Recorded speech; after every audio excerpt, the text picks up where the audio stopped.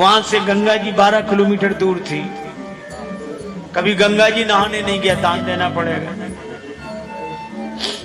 था खूब, देने के दिन तो थे पर देने का दिल नहीं था। कुछ लोग होते हैं जिनके पास देने का दिन होता है पर देने के दिल नहीं होता। जिन विचारों के दिल होता है उनके देने के दिन नहीं होते। उसके पास खूब पर दान न करे। पत्नी ने कहा कुछ तो किया करो। क्या करना, सब ठीक है, बढ़िया है। तो दान, अरे दुनिया कर रही दान, क्या अपने लिए बैठे हैं। एक दिन पत्नी ने कहा कि तुमने कुछ नहीं किया, गंगा जी नहाया। पत्नी बार बार कहती फिर बुढ़ापा आ जाएगा। बोले अच्छा जाते हैं, अधेड़ उम्र, लेकिन पैसा खर्च ना हो जाए। पैदल पैदल गया 12 किलोमीटर दूर गंगा जी, पैदल पैदल पैदल। और जब गंगा जी किनारे पहुंचा तो उसको लगा कि घाट पे जाएंगे तो पंडा दान मांगेंगे, इसलिए मुर्दा घाट पे गया। कोई मिले ही नहीं। मुर्दा घाट बिल्कुल खाली। इधर उधर देखा, कहीं कोई नहीं, अकेले ही। सो कपड़े उतारे कि जल्दी से डुबकी लगाए। एक गमछा लपेट कर गया गंगा जी में, डुबकी लगाई। और भगवान को लगी हंसी कि ऐसा विचित्र भक्त नहीं देखा, जिंदगी में कभी दान नहीं किया। और आज आया तो मुर्दा घाट में। सो भगवान को कौतुक सूझा। सो भगवान ने एक ही काम किया, जैसे ही डुबकी लगा के दानचंद बाहर निकले, भगवान पंडा के रूप में वहीं प्रकट। यजमान की जय हो। और दानचंद ने जो देखा कांप गया। बोले हद हो गई, यहां भी आ गए, यहां भी। भगवान ने कहा कि हम संतोषी ब्राह्मण हैं, इसलिए एकांत में यहीं पड़े रहते हैं। हम वहां नहीं जाते जहां और पढ़ने रहते हैं, फिर यहीं। और तुम्हारे जैसा एक एक यजमान ऐसा आ जाता है जो साल साल भर का इंतजाम कर देता है। तो तुम भले आ गए, 1 वर्ष का इंतजाम कम से कम। काम क्या? बोले हम नहीं कर सकते, हम नहीं कर सकते, नहीं करेंगे। भगवान बोले तो दान तो श्रद्धा के ऊपर होता है, जितना करो।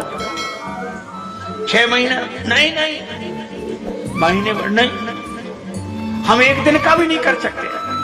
महात्मा के रूप में भगवान बोले, पंडा के रूप में कहने लगे अब करना तो पड़ेगा, नहीं हम निकलने नहीं देंगे जल से बाहर, चाहे जितना करो करना है। सो बोला उधार करेंगे। भगवान बोले मंजूर। 1 धेला उधार किया, 1 धेला। भगवान ने संकल्प ले लिया। बड़ा खुश हुआ कि पंडा को कह किया 1 धेला पे कौन आता है। बेचारा पैदल 12 किलोमीटर गया, फिर लौट कर आया, थक गया था, शाम हो गई थी, अब सोया। अभी सोया ही था तब तक पंडा के रूप में भगवान दरवाजे पे हाजिर। यजमान की जय हो। पत्नी गई, पंडा को देखकर लौटी, कौन है? पत्नी बोली किसी पंडा को कुछ देने के लिए कह आए थे। हाँ तो बोले आ गया, तो वही है, बाहर है। दानचंद बोले आ गया। हाँ अरे देव देना। बोला बोला उसको एक काम कर। क्या? पत्नी तो बोला जाके कह दो को बीमार है, 2-4 दिन बाद आना। सो पत्नी प्रवासी सी होकर बोली को बीमार है, तबीयत खराब है उनकी, आज गए दिन भर थक गए, बीमार है, अब आप बाद में आना। भगवान बोले दान मिले न मिले पर वो हमारे यजमान है। यजमान बीमार और पंडा चला जाए, और जब तक स्वस्थ नहीं हो जाते हम यहीं रहेंगे। तो हमारा इंतजाम कर दे, नहीं टिक्कर बनाएंगे, प्रसाद बनाएंगे, पाएंगे, खाने पीने का इंतजाम, सामान। पत्नी गई लौट के, तानचंद बोले क्या हुआ? बोले वो नहीं जा रहा। वे कहते यजमान बीमार है, तब तक यहीं रहेंगे, खाने पीने का इंतजाम कर। तानचंद से बोली दे दे धेला। तानचंद बोले बहुत मुश्किल है।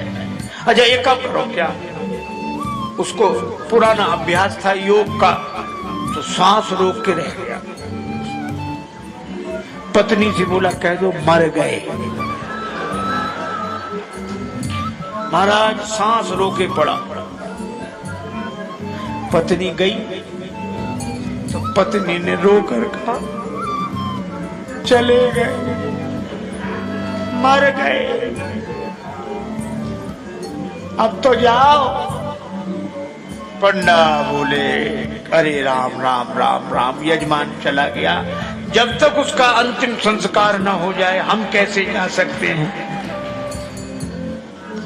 अब भगवान बोले तुम महिला कहाँ भटकती फिरोगी, हम खबर कर देते सबको। अब कह रहे भगवान अमित रूप प्रगटे ते ही काला, पूरे गांव में कहे दानचंद मर गए, दानचंद मर गए। अब गांव भर इकट्ठा। और जब वो भी ऐसा विचित्र आदमी सांस रोके पड़ा, गांव के लोगों ने मुर्दा समझ के बांध लिया।